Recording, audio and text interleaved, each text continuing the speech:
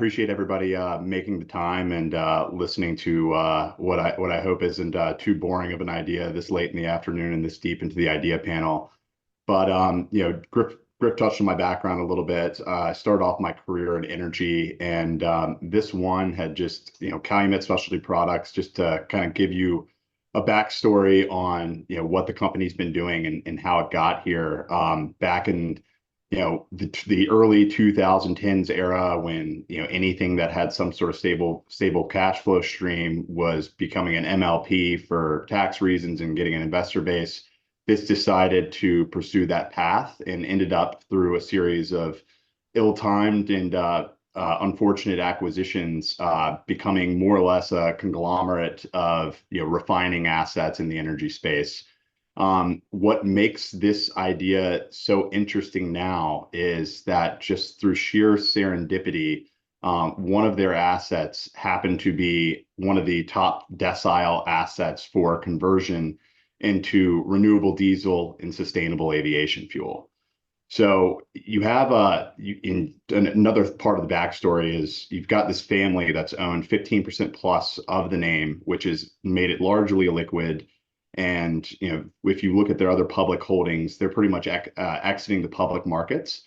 So you've got an incentivized management team, and I think you're on the verge of a very interesting multivariate catalyst path going forward. So what is Calumet? I touched on it briefly, but you've got refining assets which are admittedly sub-tier, scattered throughout the United States. And it has a specialty lubricants business, which is, think about it as like a GDP plus growth sort of business, stable, great ROIC, great ROCE, not very capital intensive, overall just a good cash flowing business.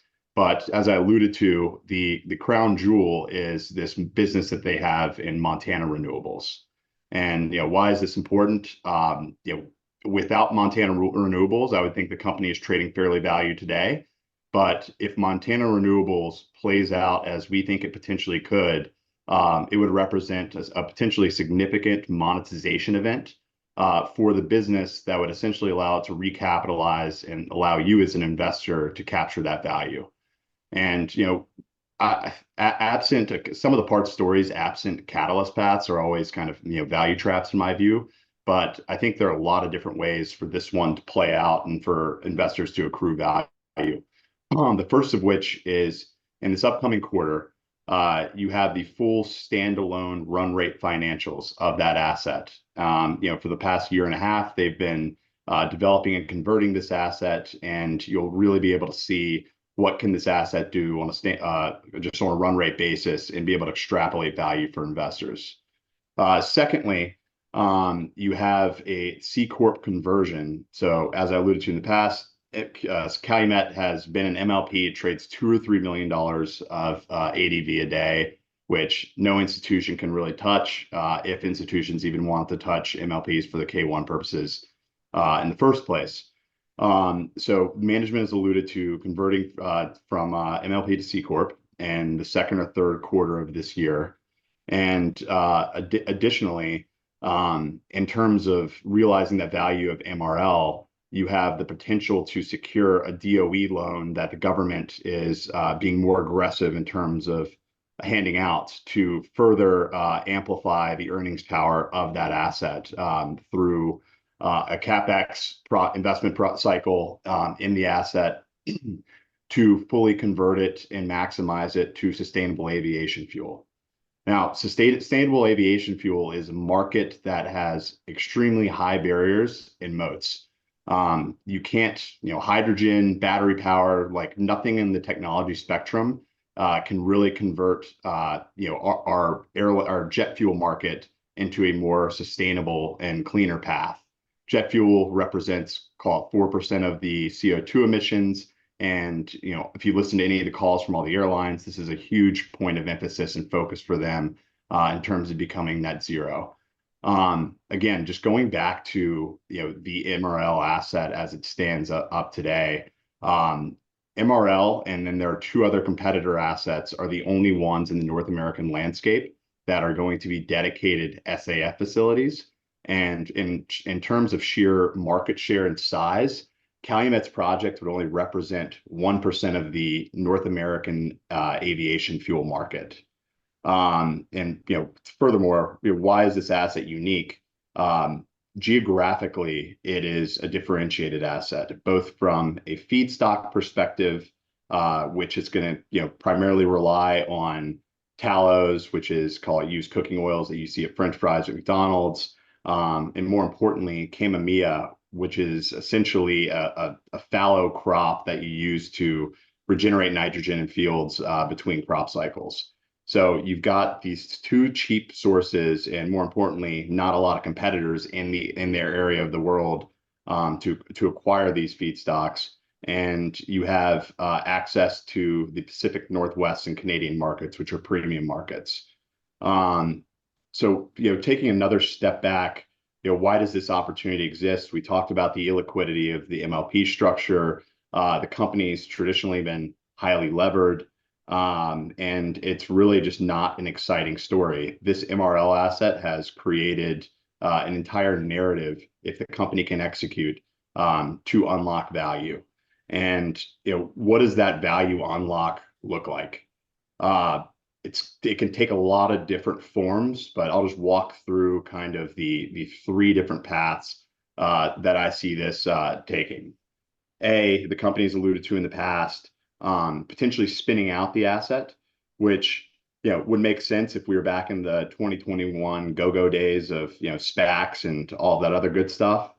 But I don't really think that is a pure path, and it obviously incites a decent amount of capital markets risk. Option two is they could sell an equity stake, which they've alluded to, if they can go ahead and get an equity stake above a $3 billion mark, in conversations I've had with them in the past, and which would bring forward value, allow them to delever, et cetera. And then three, which I think is the most likely option, is either a creative, call it M&A, or a spin of the existing business into a peer, which would leave Renewable, the Montana Renewables business, as a standalone business, and that would be what Calumet is going forward. We believe all these paths are going to be 2024 events, and that's pretty much all I have. Gotcha. Thanks, Mike. So if you have questions for Mike, feel free to put them in the chat. But kind of taking a step back, Mike, I do want to take a look at kind of the bigger picture here for you. So apologies if it's not a question, related to the actual company here, but you're seeing a lot of these kind of interesting situations playing out in the energy space. I know that's sort of your background, so I'd love to kind of get sort of your view on sort of the landscape of what's going on across energy, both in terms of like traditional oil and gas. You saw like Devon potentially making acquisition today, like stuff like that. I think that could be helpful for a lot of folks. So energy is a fascinating space to cover. The highest of highs, the lowest of lows. Most of the space does not have barriers to entry as you would think about it in terms of a conventional standpoint, or a Porter's five forces. People add capacity, supply, seemingly at will, with very short lead times. What makes the refining complex more unique is that these are stranded assets, and capacity is coming offline for ESG reasons, regulatory purposes. We've potentially reached peak gasoline demand. So you have a captive market, and there will most likely never be a new greenfield refinery built in North America again. So you have asset scarcity, which obviously leads to extreme pricing power, which you saw a key example of that in 2022. In regard to the M&A construct that you spoke about, in the upstream space, in the oilfield service space, these are no premium takeouts. There's a little bit of synergies that they'll make up. That's mostly G&A headcount reductions. But all in all, these are all just assets with a corporate overlay. What gets really interesting when you think about refining assets and what is the future of this industry going to look like, is you've seen a huge push by the European integrated majors, the Totals, the BPs, the Shells of the world, to diversify their footprint and make a further push into renewables. One of the key areas that they've made a push into, because it's kind of 1 foot in, 1 foot out, is sustainable fuel through the form of renewable diesel, and in the future, a lot more sustainable aviation fuel. So taking a step back to 2022, you saw Chevron buy a biodiesel producer, Reggie, for 10.5 times forward EBITDA multiple. Market was a little bit different in terms of margin structure. So that was probably the high watermark, but those are far inferior assets to the asset that I described with Calumet. And Right. Even with the RIN market falling apart, which is, we can get into the RIN market, it's a very complex and a whole nother can of worms. You have a peer like Darling, which has a JV with Valero, which is a renewable diesel producer, still trading at 8.5 times EBITDA. And in terms of like the valuation of the asset, we're able to get comfort with at least the base downside case, because Warburg came in last year and basically gave an equity investment and gave a mark on the asset of $2.35 billion, which leads us to believe that there's substantially more value, especially if they're able to execute on, A, the operations this year, and then B, the expansion, which should come online in 2025. Awesome. Yeah, we are getting questions here, Mike. So, thoughts on management in respect to operations and capital allocation. You mentioned that they are incentivized to line. What gives you that sort of comfort that they'll do the right thing for shareholders here? Especially given the fact that this is kind of with the controlling family and whatnot. Yeah, so the controlling family isn't really operating on a day-to-day basis. The prior poor management decisions were made by a prior regime. They brought in their CEO came from Koch brothers. He's an industry veteran in terms of trading refined logistics.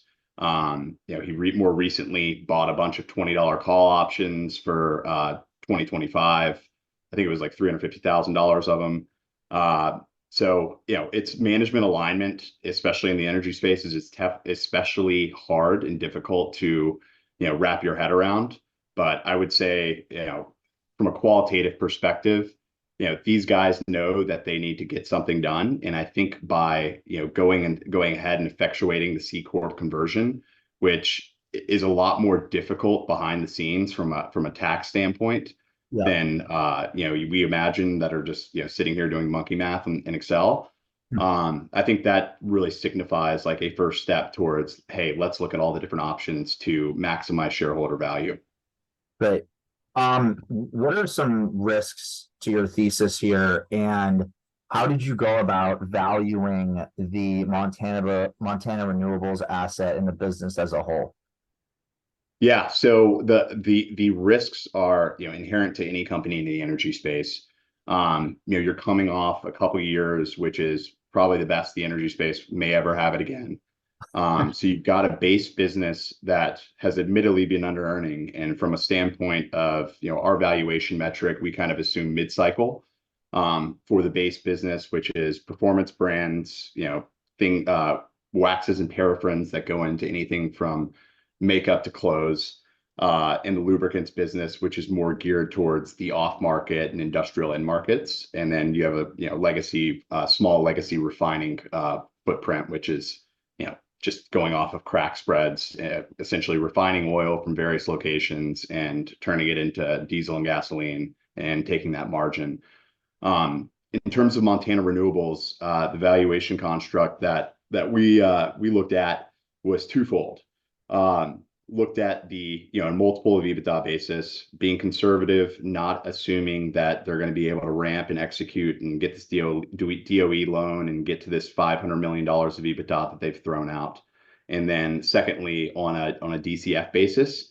And the first thing, and I spoke, I want to give a shout out to Luis, who reached out, and we had a great conversation on this idea.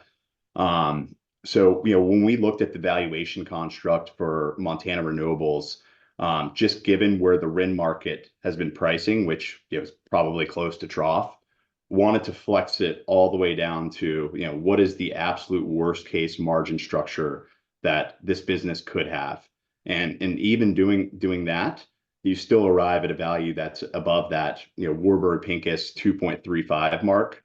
And, the reason this is such a differentiated asset is that, you're the first mover into this sustainable aviation fuel space in North America, which means not only are you going to get a premium for your product, we likely think that they could effectuate some sort of term contract for the pricing of these, of these barrels of output. And I've had conversations with the company, and they think that you can get a $1.50 margin to what a traditional renewable diesel business could do, solely based on that sustainable aviation fuel uplift in the market that's being created here and in Europe.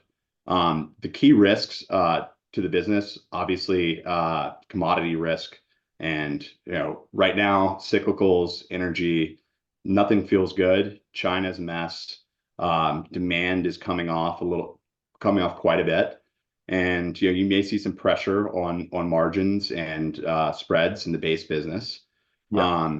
I think you've seen, and I'll take a step back and describe the RIN market. So any renewable diesel or biodiesel producer, when they produce this fuel, and the way the government has incentivized producers to switch over to more sustainable scenarios, is by giving a RIN credit.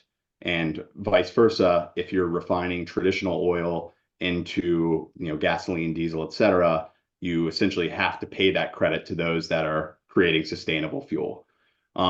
What you've seen, and the reason I think the stock has been so weak over the past 6 months, is you've seen a dramatic oversupply of renewable and biodiesel into the market based on just the timing of various projects and conversions that have been flooding that market. And just everything I've looked at from the cost curve perspective, like, we're pretty much at cost right now. And what I mean by that is, what would it take for the marginal producer to shut in production and rationalize the market? Right. So that market is governed by the EPA, and they basically set the call it like the demand narrative for that market through 2025. So a key risk for me is, this market remains depressed for the next couple of years, and you're not able to get the value that you fully want for the MRL business. Secondly, like, there's a ton of liquidity risk with the name. A couple months ago, you saw a holder selling, believe it was a fairly de minimis amount of units, maybe 1.5 million units. And that drove the stock price down 20 to 25%. What I think the C Corp conversion creates is an opportunity for liquidity, and more importantly, a transition of shareholder base. This thing will be able to be owned by all the various hedge funds that are running billion-dollar portfolios in the energy space. Yeah. And it becomes that much more available for investors. And then, I mean, just in terms of other risks, I think you touched on management alignment. I do have concerns over these management teams trying to be empire builders and trying to play for the home run instead of hitting a double. So that's a concern of mine. But every conversation I've had with the management team leads me to believe that this is kind of their swan song, and them effectuating a spin out and the recapitalizing of the business and the various ways, shapes, or forms it could take is in the best interest for them as well. Yeah. You're gonna have to forgive me here, Mike. You saw the Nest earnings print this morning, right? Here's another question for you. The MRL Montana Renewables value, do you see it coming under pressure with the competing renewable diesel coming online in the next few years here? Economics appear to be compressing. What do you think about that? Yeah, so I think that market has already been fully priced in. Yeah. That's probably where I've spent the most time, is just trying to best understand what are the puts and takes within that market. And I'm essentially running a bare bones case which is 70% for D4, or sorry, 70 cents for D4 RINs is effectively the floor where you're going to shut in production and shut in volumes.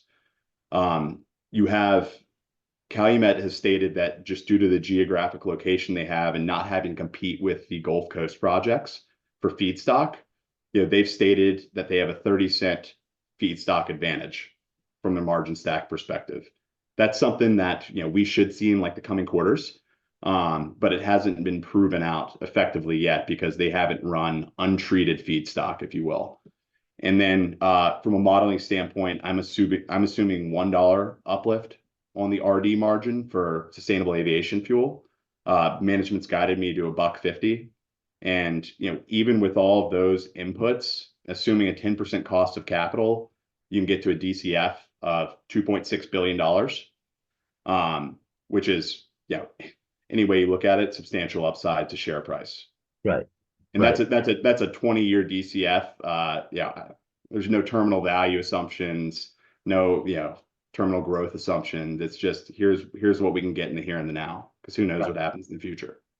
So there's just kind of a bizarre technical question, and maybe you addressed this earlier on, but do you know whether the Montana Renewables monetization would occur before or after the conversion to C Corp? If it happens while still an MLP, shareholders could be hit with paying taxes on the gain. Yeah, I think it would most likely happen after the conversion. Right. And that's just simply because that creates the most strategic optionality. That puts the company in play for a total monetization or a partial monetization of different segments and assets. For a company of this scale, having what will be 4 discrete verticals for operations doesn't make any sense at all. And any of these majors, I hate playing for the takeout thesis, but a lot of these majors are being driven and governed by non-economic incentives. Right. And in this push by their shareholder base, I know ESG is like kind of gotten whacked around a little bit, but it'll come back, and there's a lot of reasons for people to be interested in this project. So this wouldn't even be a rounding error for somebody like a Chevron, a BP, a Shell to do.